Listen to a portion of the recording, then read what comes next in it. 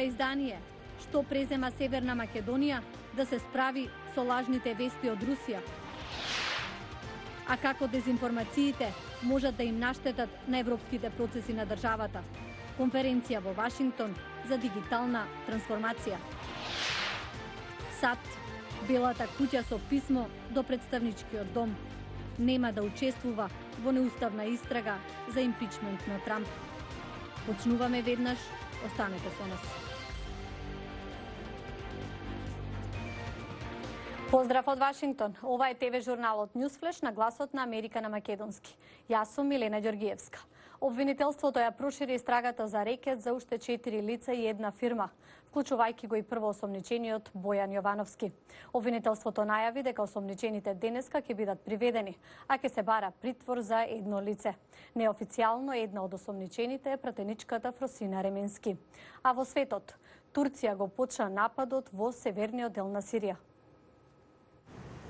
Турски воени официјални лица изјавија дека нивните војници се подготвени за планираниот напад врз курдите во Сирија, кој Анкара ги нарече терористи, а кои се видени од Западот како клучни партнери во борбата против исламската држава.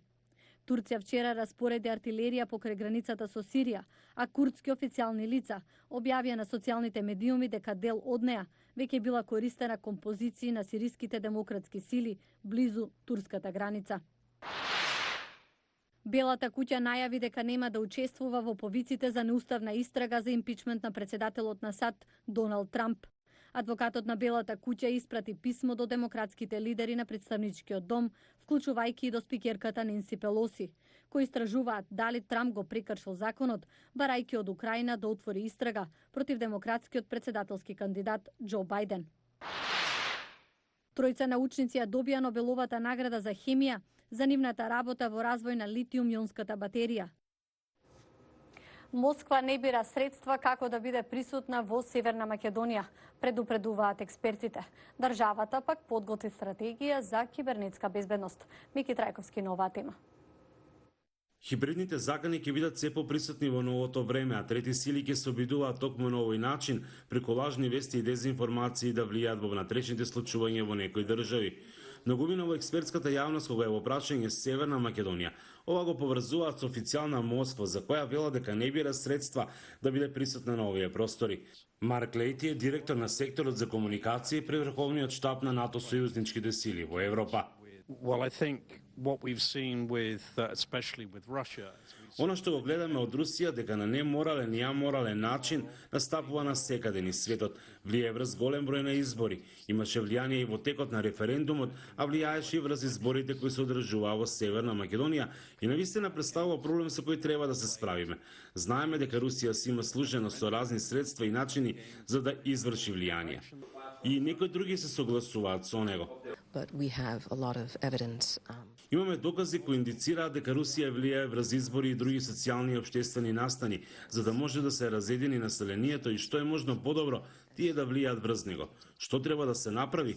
Треба да се обединат силите и да се најдат изворите на лажните информации и со единство да се настави против таквите хибридни закани. Па наравно Русија има своја агентура Русија има своја агентура низ целиот свет. Нивните корени на Балканот се уште од порано и не изненадува дека ги има овде и дали тие ќе делуваат.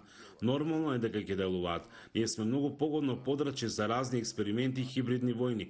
За некој пак, новите хибридни закани ќе имаат пошироко значење. Информациите на граѓаните во актуелната пета генерација на војни ќе биде многу специфична. Но она што е најважно дека информациите може да се злоупотребат и користат за остварување на одредени политички, економски и друг вид на цели. Министерот за информатичко општество Дамјан Манчевски рече дека земјава за прв пат изработила стратегија за сајбер безбедност и акцијски план и оти борбата со дезинформациите веќе не може да биде само предмет на јавни расправи, туку дека станува дел од обврските кон НАТО. Во Охрид представници од 20 на држави на тркалезна маса дебатираа токму за хибридните закани и опасностите од нив. Заклучокот е дека одговорот против овој вид на закани треба да се бара на регионално ниво.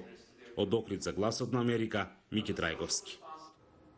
А на иста тема се одржа и конференција во Вашингтон на која се зборуваше и за влијанието на лажните вести врз европските процеси на Северна Македонија. Анета Шијакова беше таму. Дезинформациите се поголема закана за политичките процеси во Европа, вели Катерина Клингова, истражувач од областа на стратешките комуникации на Глобсек од Словачка. На конференција на тема Дигитална трансформација, која се одржа во Вашингтон во организација на World Learning, со поддршка на Американскиот State Department. Таа презентираше истражување кое потврдува дека источноевропскиот регион е изложен на руско влијание, но во игра се и други актери како Турција и Кина. Во Словачка имаше голем прилив на дезинформации кои доаѓаа главно од Руската Федерација во нашиот регион, промовирајќи реторика против Европската Унија и НАТО, обидувајќи се да управуваат со геополитичката ориентација на мојата држава. Затоа ние како истражувачи сакаме да направиме разлика меѓу медиумите и платформите за дезинформирање. Социјалните медиуми станаа платформи не само за размена на идеи и ставови, туку и за манипулативни кампањи. Но оваа закана неодамна токму од Северна Македонија предупреди државниот секретар на САД Мајк Помпео.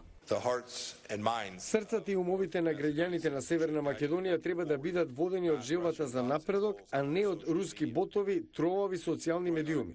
Во истражувањата фокусирани на лажните вести, редовно се посочува и примерот со Велес, односно така наречените фабрики за лажни вести. Македонија е позната по градот Велес, кој стана славен во време на минатите претседателски избори во САД, кога млади луѓе во Велес креираа преку 100 веб страници, ширејќи дезинформации. Една од главните пораки на форумот за дигитална трансформација во Вашингтон е дека во денешно време не е доволно само новинарите да бидат вклучени во борбата против лажните вести. Информацијскиот простор е многу сложен, затоа е потребна нова структура соодветна на тој простор. Сега се потребни и филтри. Тоа може да биде граѓанско општество, владата, комуникацијски компании. Центарот за социјални иновации Blink 4221 разви платформа наречена Здраво за готово, која има за цел преку видеосерија да ги едуцира граѓаните како полесно да ги препознаваат лажните вести. Како лажните вести допираат до нив, какви тактики се користат за да се дезинформира јавноста, какви све алатки се користат за да се креира различно мислење од реалното во јавноста и како ние сите како граѓани влијаеме да ги споделиме лажните вести на секаде. World Learning настојува да вклучи што е можно повеќе субјекти кои работат во информацијскиот простор со цел размена на искуства и најдобри практики. Храната од инсекти е подобра за планетата отколку храната од животни, предупредија Обединетите нации. Ако нова се придржува еден готвач во Јужна Африка. Погледнете, Ара Шарабасади јавува. Во оваа кеса, како што вели готвачот Марио Бернард, се наоѓа храната на иднината. Потребно е мало парче земја, малку вода за да соберете многу инсекти. Бернард најпрво пробал шкорпии на скара и разни инсекти мешани со лук и зачини за време на посетата на Тајланд. Тој вели дека бил згрозен, но инспириран да креира оброк со негов подпис користејќи инсекти.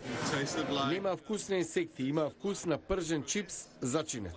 Бернард вели дека постигнувањето на вистински вкус е наука, а тоа почнува уште пред да бидат донесени инсектите во кујната.